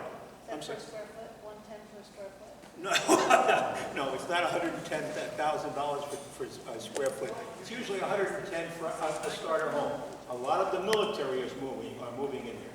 Yes, we have a traffic problem. We're not going to see the connector for 20 years. Nobody in this room will see the connector. Let's be quite honest. But we need something done. All right? Whether you daylight the traffic circle or not, that's up to you. But we need new people moving into this area. Either that or our tax base is going to go down the tubes. You're going to have to pay for everything that you put on the screen. I'm done. Turn the mic on. Your wings are on that microphone. Oh, sorry. I forgot to say one thing a minute ago. In response to the affordability comment, it is true that when you build quality places that people want to be, they tend to be more expensive than something that isn't quality where people don't want to be. And so sometimes supply and demand and success and wonderfulness are detriments to affordability. I totally agree. Hi, I'm Steve. Been here about 3 years. I'm in the golf industry, so I work for Golf Pride. I got to tell you, we have a very special community here. I've lived all over the nation, and this is really a cool place, no doubt about it. I see my vision for Pinehurst as a connected hub. Through green belts, and bike paths, and walking paths, to go to Carthage, West End, Southern Pines, Aberdeen, Foxfire. You have a hub here that can be wonderful, connected by green belts, like the spokes of a wheel. So I think I need to think about that. And the second thing is about traffic. I will say this. I live near Highway 5, and it seems to me all the traffic in Pinehurst are going through Pinehurst. It's not Pinehurstians that are creating the traffic. It's everybody going from here to there. And so I've heard about this Western Connector. I've tried to find out more about this mysterious thing out there. I would just encourage you to think bigger than you're thinking, or than has thought in the past. Pinehurst is going to grow. Sorry, folks, you live in a special place. We are going to grow. Make sure that Western Connector is out there far enough to accommodate that. And any other connectors that you have to have. Just be thinking big about that. So when people go through Pinehurst or going from West End to Aberdeen or Southern Pines to Carthage or whatever, give them an avenue that is not through Pinehurst, and I think most of our problems will be solved. So those are all good points. The funny thing about traffic is that you nearly always think that it's people coming from away that's causing traffic, not you. I will just tell you, we know statistically it's both. So you all are part of your own traffic problem, but I get your point for sure. Yes? You have the mic. Oh, so he had the mic first, sorry, yes. I'm terrible at I just want to know, have you guys given anything, any consideration to the the utilities, water, sewer, power? Absolutely, yes. Yeah, so as part of that, we actually had a meeting, invited Moore County Water and Sewer were represented. We talked to them. It seems like at least for the next 15 years, there is available capacity. The collection and distribution of that, we've got to look at, depends where the development goes. The other nice part is they're actually doing a 20-year sewer master plan right now. And they are very eager to get that growth and conservation map so they can put it in their study and make sure they can serve it. So you're saying that Duke has said okay with the power and you have enough water to handle all the facilities that you're talking about? We spoke with, on the water and sewer specifically, we spoke with Moore County. They did not come in here thinking there would be an issue. But again, because they're updating their plans, they would like to get our plans of growth in order to see how things go in their master plan. But they came in at the table, when we asked the question, they said they felt there was water and sewer capacity available for Pinehurst. And I've been here a couple of years, and I remember somewhere back, maybe 10 years ago, that there was a problem with water, and there wasn't enough water, and they had to go find water from some other place. We're still buying water. That's all taken care of. Yeah, if you couldn't hear, Mayor said that's all taken care of. That was an issue in the past. I just wanted to make sure he was using it. All right, you've got the mic next. Go ahead. You've heard a lot from me the past 2 days, but I'd like to say, to second, I really liked what you did in the village, opening up the 1st Street. It has always disturbed me on the hold it closer. parking in the center, and I think the planning showed was really. What? Is it turned on? Oh, there you go. Perfect. It's very sensitive. You got that. There. Did you hear me? I can just climb close. Okay. I liked that plan. It's always bothered me, that little triangle parking there. And of course, you know you have to do something about where the cars would go. What I didn't like was, and I know this was just sort of a concept, on the go-kart track, I thought it was too dense. I really thought it was way too dense. And I would be concerned about the pressure that would put on the arboretum. So you might think about, I mean, definitely the density, but also this apartment building that's been put up is also going to be using the arboretum as open space. So to think about putting something else there, I think could actually hurt the arboretum. Okay, thank you. Thanks. Yeah, one thing that's interesting about when you create a place like that, and we made some decisions like townhouses here, cottages there. You can slice it up a whole bunch of ways and adjust that density. So it doesn't have to be just that thing. So, who's got the mic? Go. Oh, it's me. Go.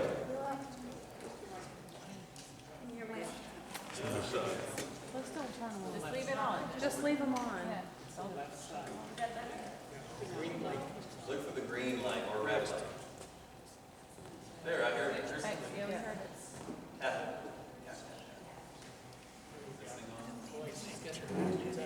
One, two, There we go. got it. Okay. I have been a resident of Pinehurst since 2009, and I love the fact that we have the opportunity to afford a company like you to help us envision the future for as far out as 2040, if that's what you're talking about. I think that's a benefit that not all communities have. So I thank the village for doing that. I like the idea of having planned communities. I'm sure that those planned communities would be aware of the traffic, and they would probably have cute little grocery stores down around the corner, so they wouldn't have to go and make unnecessary trips to things that we find that we need on a daily basis. And I think overall, it's a great proposal to start the conversation about where we want to be. And I only hope to be able to see part of that happen. And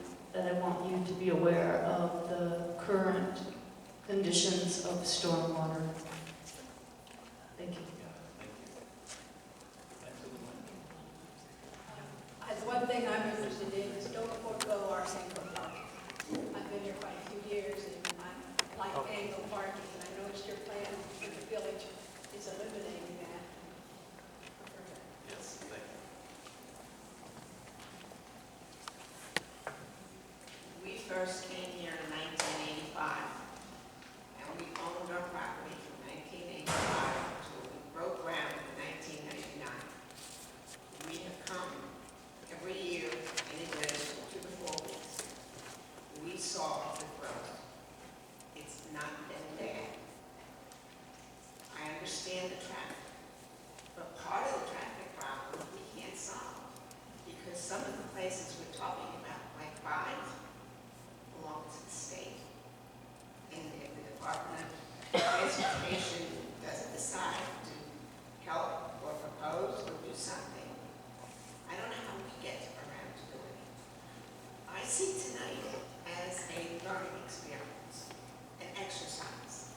You have put up stuff tonight that I don't think any of us ever conceived for Pinehurst. And I'm not talking about good, bad, or different. I'm just talking about coming to this meeting with a very open mind to find out what you've heard from the residents and what did you professionals come up with that might fit everything. As we go on down the road, there's going to be more forced conversation. You're going to take on more ideas from what everybody's saying tonight. But some of the things that have gone up there, I never even gave a thought to. Does it answer some of the problems of the increased growth of what we need, the transportation? Yes, it's an idea. Can that idea that you put up be maybe reshaped to something that we, the residents, feel is more appropriate? But without this meeting and without what you put up there, I think a lot of us would go home and still be looking down at tunnel vision instead of looking down at wide vision.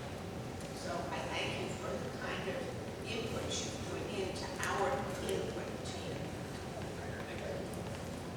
Well said. I think that you hit the nail on the head of the purpose of the things that we've shown here, because I've heard them called proposals several times. They're not proposals.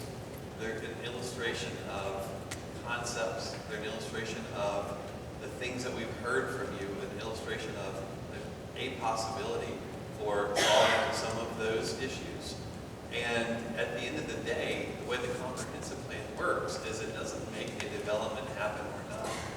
When someone comes in and says, I'd like to do some development in an area of the community that isn't currently zoned for that, for instance, that is a typical discussion that happens here, it happens all over the state, it happens all over the country. And now you have a document, once it's written, that could say, okay, if you're going to do it, you one have to follow our rules. You have to do it the way that we say it. It has to be quality. It has to preserve the countryside. It has to have dark skies. It has to provide for missing middle. On and on and on and on. All the things that you all have said. How do we solve this thing? How do we accomplish this? It also has to deal with traffic in a responsible way. There would be traffic impact studies that would be part of developments normally. There are, one of the things that we haven't talked about is, I mentioned that Pinehurst is also part of its own traffic problem. A lot of that has to do with how you've developed. So making sure that if we do have development, it doesn't continue on in a way that exacerbates that issue. Not that we're going to keep people from coming. And if at the end of the day, if you all decide no more people, and we stop in that growth progression map that changed each time all of you came, is actually stopped and you have a way to do it, and you can tell us how to do it, then the plan can do that. Then let's hear what those suggestions are. But I think what you need to understand is that the comprehensive plan isn't a vision for that piece of property, this intersection, this or that or the other. The vision there is don't spread out across the countryside in a way that's just sort of pretend farm, suburban, countryside development that causes more parking problems. And so that's, I think you're right on in how you described what the purpose of these pictures are. And these pictures are always the lightning rod, right? Because they're visual. That's why we do it. A lot of consultants come to town and they're like, what would you like to see? And then they show you like the word club and say, oh, your comprehensive plan is going to have all of these things we've heard about. And you're all going, what does that mean for us in the future?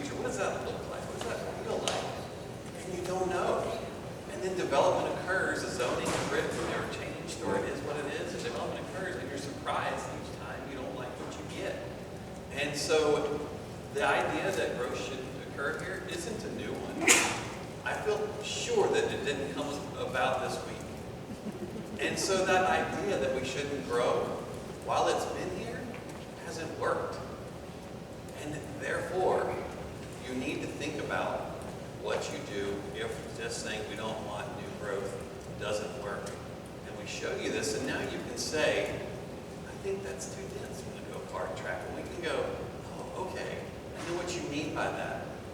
Let's think about how we address that. Or, I don't like the fact that you made a new lake in this conservation neighborhood that's public, now we can all walk around. Okay, well maybe we should back houses up to it and make it private like you have already.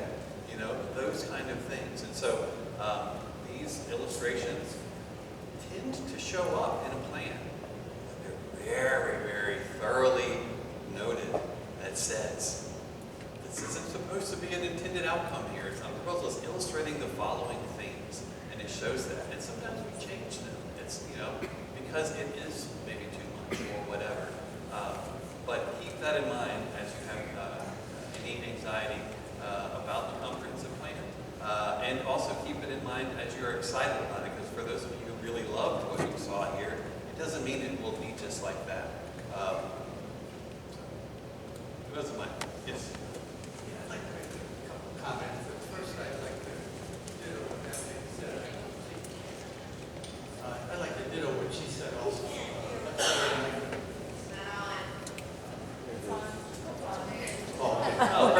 Okay. First point is, in your presentation, you kind of dismissed the hospital. Well, that's a thing of its own. But I think the hospital, I've had a home here 15 years. And when I came, it was just a hospital. And now there's a whole bunch of specialist places around there. And I think that hospital, that whole community, that campus, attracts people. And attracts, I know doctors who move from places like Charlotte to get away from the traffic. I know. But so I think I wouldn't just dismiss them as kind of a thing of their own, because they have a driving force of its own, and it's one of the attractions that brings people here too, I would suspect. The second is I have a hard time adjusting this idea of traffic policy, because I lived in Hong Kong for a long time, and in Spain for a long time. This isn't traffic comparison. And so over the years, I've heard a lot of people criticize about the British call it roundabout, the traffic circle. But imagine what it would be if you had traffic lights there. It would be worse. And having gone around UK a lot over the last 30 years, I think they're wonderful, those things. Traffic moves. Yes, there's a lot of traffic here, but I've noticed even in the traffic circle here, traffic does move. If you have traffic lights, it doesn't move. So, Yeah, we've heard that a lot. You've actually given the most exotic example of traffic, but we've heard many of you are from Chicago or New York, and you say, what traffic problem? 3 minutes in the circle. But I know what you mean to those who do have concerns about traffic. Just to your first point, I apologize if I dismissed it. We're actually celebrating the hospital, and that's why we're pulling it out from just being a regular office and a regular destination. So no, it will be celebrated as a major appointment center, major asset. Who has the mic? So over there, and then she'll give you the mic and you. Go ahead. So what is the secret sauce to the conservation neighborhoods? Whether we agree on the density, the village center, or the ETJ location, how do we actually create those and make those happen? Are you suggesting that the village buy that land so that we can create the direction for that? Or what are some of your thoughts about how we could achieve that? Yeah, there's a number of ways that you can do it. We've been struggling with, and again, this is in the, assuming that growth will happen to some extent, whatever that looks like. We've been struggling with how to give quality development based on the state regulations that don't allow you to dictate quality. We know that there are solutions to that. And one of the things is, currently the property is sort of rightly zoned in a holding pattern. That's what that 5-acre zoning is for. And so when people need to or want to or ask to change things, the zoning, you say, yes, you can. However, here are the rules that you must follow. Now, I wouldn't recommend that you guys get into the development business, the village. That probably would be challenging for you. And so what tends to happen is a vision is set in place that requires or sets forward growth of the type that we've talked about here in certain locations. And then the property owner, like they do now, makes their land available to whoever a developer is, and they come and buy it and do the normal process. So the key is for you how you can be very, very careful about what you allow to happen here. One of the things that you can do is actually a specific plan, a small area plan for wherever you want growth to go. The other thing you can do is set up standards that are, we'll call them optional guidelines, but if you're going to do development in places that are zoned lower right now, these are the new rules that you'll need to follow to create the type of quality and placemaking that the community said, if we have to grow, even if we don't want to, it needs to be something that we're proud of, that's in keeping with that. And so really, here in Blessedness, you follow the rules of the center of the building, of the historic core. If you ask, I'm going to ask most people that I've met this week, if you could live in the center, would you want to? And even without me asking that, many people said, I'd love to live in the center, and for X, Y, and Z reason, there wasn't anything available, whatever, and I don't. And so what we see is that kind of the preferences these days is to have people be able to live in a place that follows the rules of the center, that has that kind of quality and character, aesthetic, walkability, there's trees and all that stuff. So it's the first thing you have to do though is set about that vision in place to how you want growth to occur, if you allow growth to occur. Right. Just one other thing I would advise you in, because I've seen it done in other places, is if you decide to move forward and identify these centers and allow more growth to occur in these centers, that's the easy decision to make at a council seat. The next decision that has to be made, though, is what to do with the land outside of the centers. And so many communities leave that as it already was, and so you have growth and you put more growth on top of it, instead of having growth focused and then taking the land around it and making sure it goes down in intensity. And so you want to balance it that way, and a lot of communities don't do the same thing. Well, and the thing that's interesting is as you look at this and you think about how to adjust zoning ordinances or whatever to accomplish some of these difficult goals, the conservation goals, we've talked about going from 5-acre zoning to something greater than 5. Well, a lot of people right now aren't developing their properties, 1 unit per 5-acre. They have 1 unit per 50-acre or whatever the case may be, but they're being taxed because of their zoning for something that's much more. So one of the things that's actually an easy sell is, hey, we're going to actually fix your zoning to zone you appropriately for what you are, and it actually helps us with these goals for conservation elsewhere. So it's something that you have to think through. But if you're just adding development on top of development, you haven't really accomplished much. Yes. I think you have to look at our growth in the context of the growth of the population in our state, in North Carolina. North Carolina is a low-tax state, and people are moving here in droves from higher tax states such as Illinois, New York, Connecticut, California. And for example, there was a book written by Art Laffer and Stephen Moore called The Nature of Wealth called The Nature and Causes of Wealth Among the States. And there was a table in that book that showed in 2014, $5 billion worth of wealth had transferred from New York State into North Carolina. $1.5 billion of wealth had transferred from Florida into North Carolina. And then also we've got to look at the growth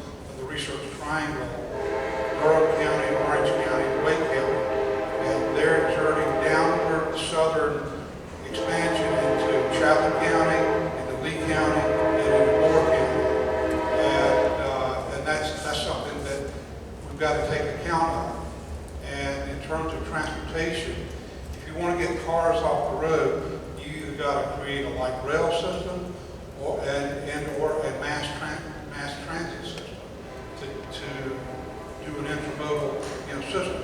And they're varying cost to those policy choices. But you've got to, that's a universal policy choice you have.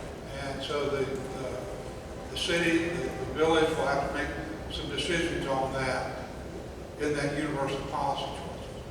That's a good point. And some of the things you can do too, some of the big ideas for transportation can help with some of the issues at a much lower cost, and that's things like the connectivity we've talked about, sort of adding new connection options and things. And the train just reminded me one thing that we didn't talk about, I wish I had said this a long time ago, is the idea of actually working with the train line owner to have a trail system that's adjacent to the track. And there's examples where they've done this beautifully. And obviously there's these moments where you might sort of cower as the train goes by you, and it's not really close; they're pretty far apart. But in general, if you had that, it goes so from north to south through the village. That would be a huge opportunity to get some more connectivity. So, who's got the mic? I got the mic. So I'm going to start off with that statistic that you showed in the kickoff, which was 41% of the population is over 65. So I'm going to talk about the rest of us, because I'm part of that. Maybe I missed it, but I wasn't sure where it was addressed to have more open space that's recreational use. Because if you see our ball fields now, they're completely 110% used. There isn't a square inch that doesn't have practice or a team playing. So we need that kind of space, maybe in the ETJ. We need probably another park. And we also need more user-friendly dining and shopping options. I really didn't see them so far in the plan, but that is a big reason why there is so much traffic. I counted how many times I go through the circle, and on certain days it's 8 times because I'm making 4 separate trips with 2 children.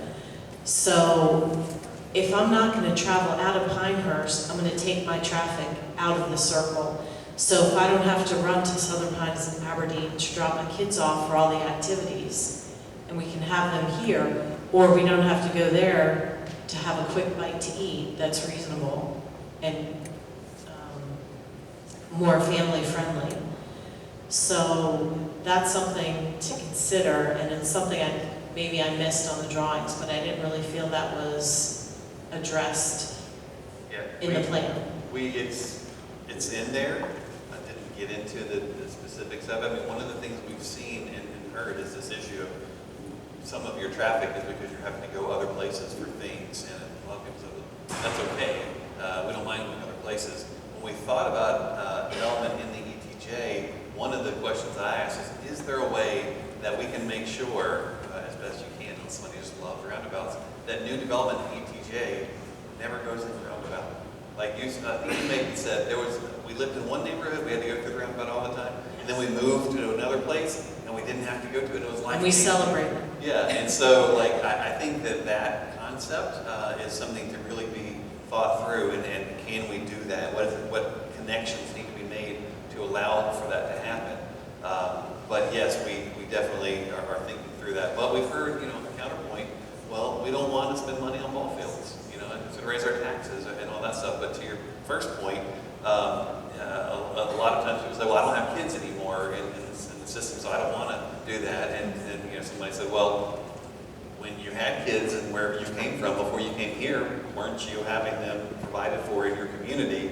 And so how do we think through that? Because now, as you mentioned, 41% is actually the minority at this point. So. And part of what you were saying about the ETJ might be a great place to have a Western Pinehurst Park in part of that open space that you're proposing. So it's not near people's houses, but it is closer than where we have to travel now, but it's also a sense of community.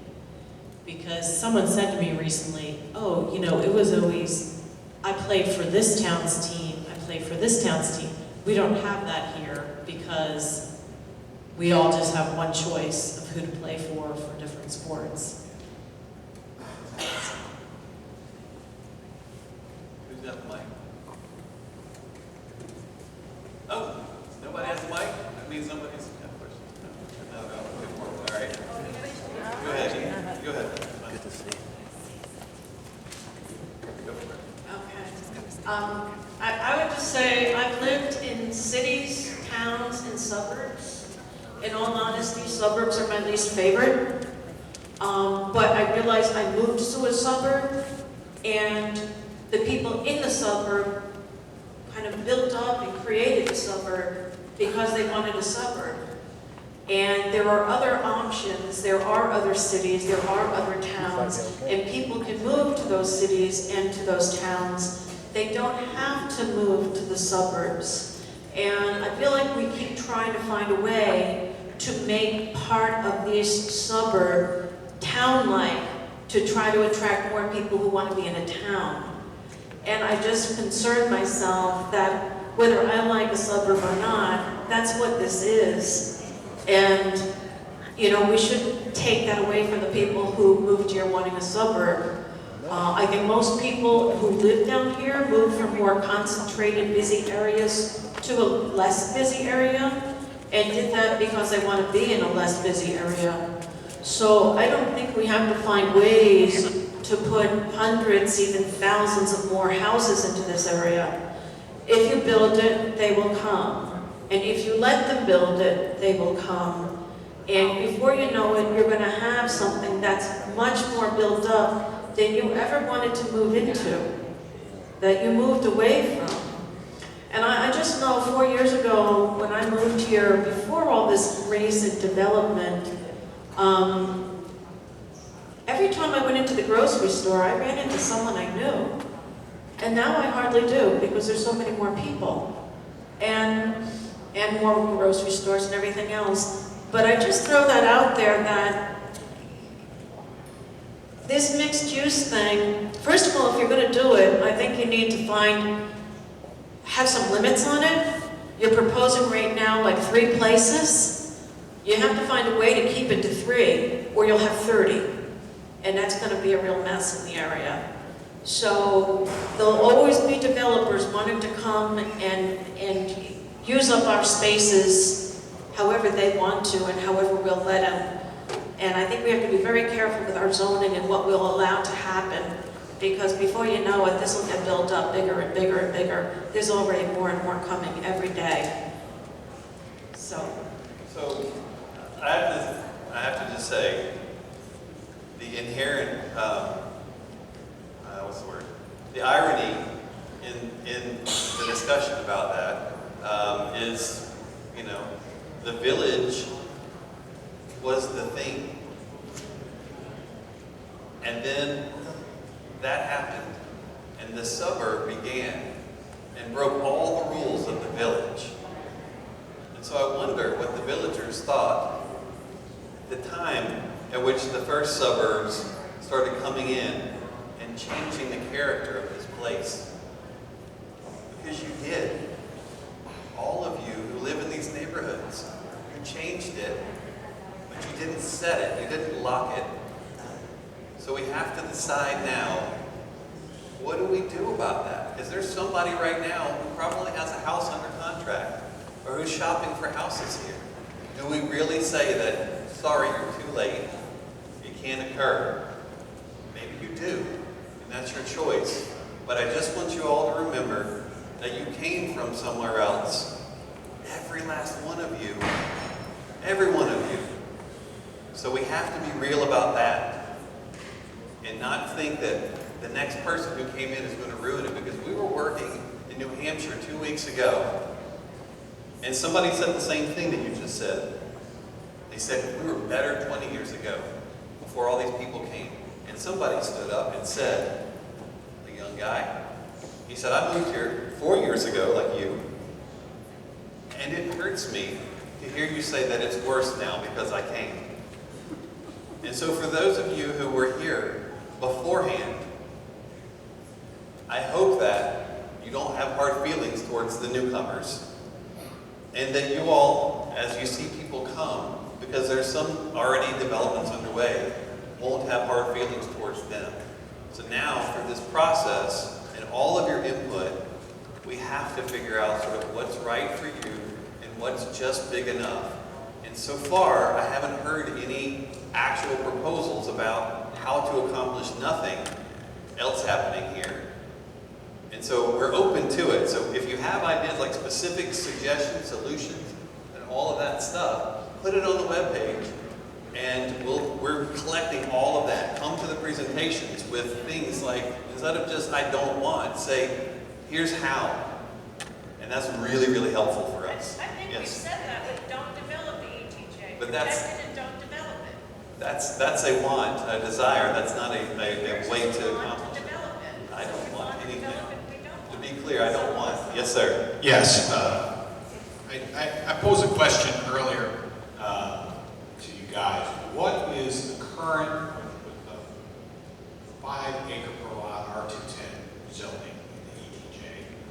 What is the current build out with the zoning as it is today? If you were to populate those houses, say 5 acres, worst case scenario, I know people out there that have 10, 15 acres. Fully saturated with the zoning as it is today, how many houses would that be? You have enough undeveloped land in the current zoning for about 800 more homes. So you're posing the question as how to solve the growth issue. What if you said, well, we're not going to change the zoning, and it's 800 houses? Doesn't that solve it allows growth, but it's with the current zoning as is? It does. It can, yeah. I mean, it can. But it means no one else is coming except Nope. for those. That means 800 people. Except for those, that's what I'm saying.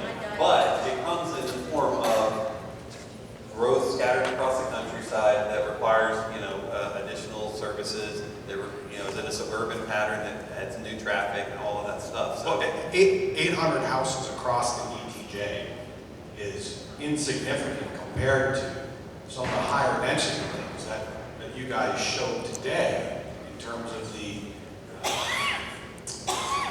mixed development. I mean, you weren't saying, hey, we're only going to build this, we're only proposing this 800 unit development and nothing else is going to get built out. So I think you guys are still looking at this, that, hey, there's a higher growth rate that you guys want to accommodate, the planners, right? You want to accommodate the higher growth. There's a big push for some of that here. I'm telling you, there's another push here that says, hey, we don't want that type of growth here. And we're okay with allowing what landowners have as growth, but we don't have to rezone stuff. Well, and to your point, and if you remember the slide, we're looking at 3 different futures, and we just want to provide you more information at this point. And we'll come back with that targeted analysis. Maybe 800 is a good number, maybe 800 where it is actually more detrimental than 800 in a different position. That's the kind of information we're trying to create. But again, remember it was growth equals death rate to grow in the ETJ. We're looking at the entire spectrum, just trying to generate more information. And actually, one of the things I know you said before is it looks like we have a position on it. The thing that's funny about no growth is you don't need a slide for it. Well, that's not no growth. I mean, that's saying there's 800. No. I know. I'm saying I'm just go to the far extreme, or even we could show how it looks scattered across the countryside.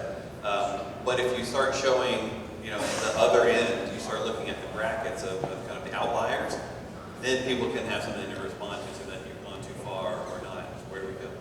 Or at the end. Okay. Thank you. And here. Oh, she got a mic for you. He wants to comment.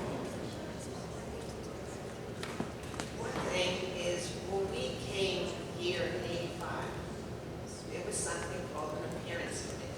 Unfortunately, yes. Okay. Unfortunately, it had no legal right or power. And as a result of that, we've gotten to the clear-cut stage. There used to be, when we bought here first, you couldn't take down pine trees after you cleared out where you want to put your house. Unless, and even if you had one of the pine trees that the birds nested in, you got a plaque on it, and that was not coming down.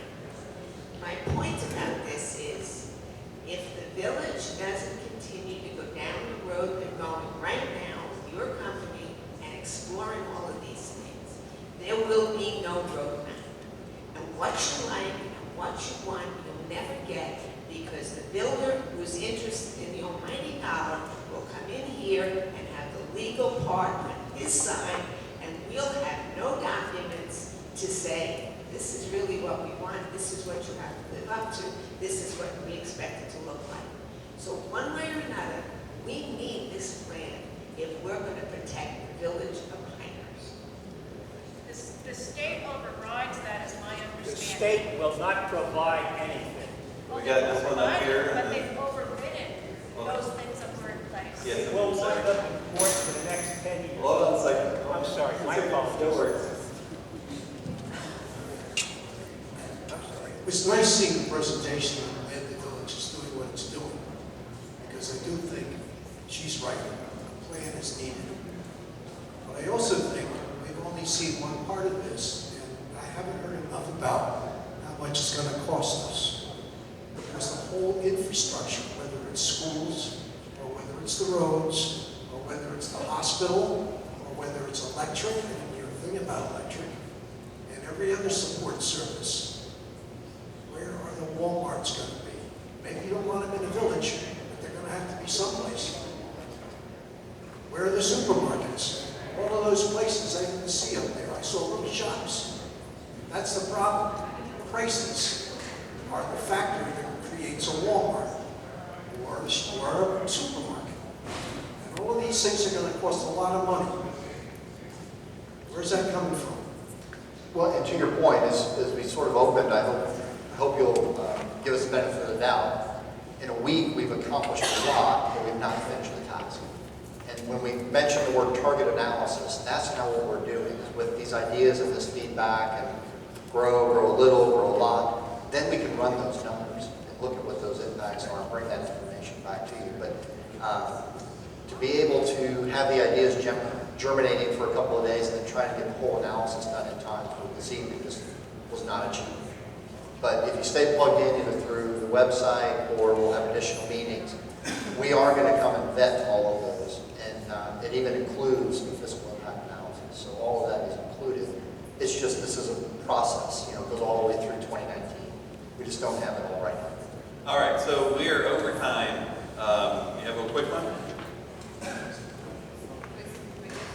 Okay. She's running to you with the mic. We have been looking for a place to retire to for like 5 years, 6 years. We've been here for 3 now. And we saw Mount Beach, we saw outside of Charleston, we saw outside of Asheville. People were trying to get out of it. We see it, we have a place in Mount Beach. We see people trying to get out of there, and they're changing their concept because they can't sell what they have planned. So be careful. All right. Well, appreciate everyone's endurance and stamina. We tend to like to sit here as long as you're willing to, so we proved that tonight. We'll be coming back and presenting things, and thank you for all your input this week. See you soon.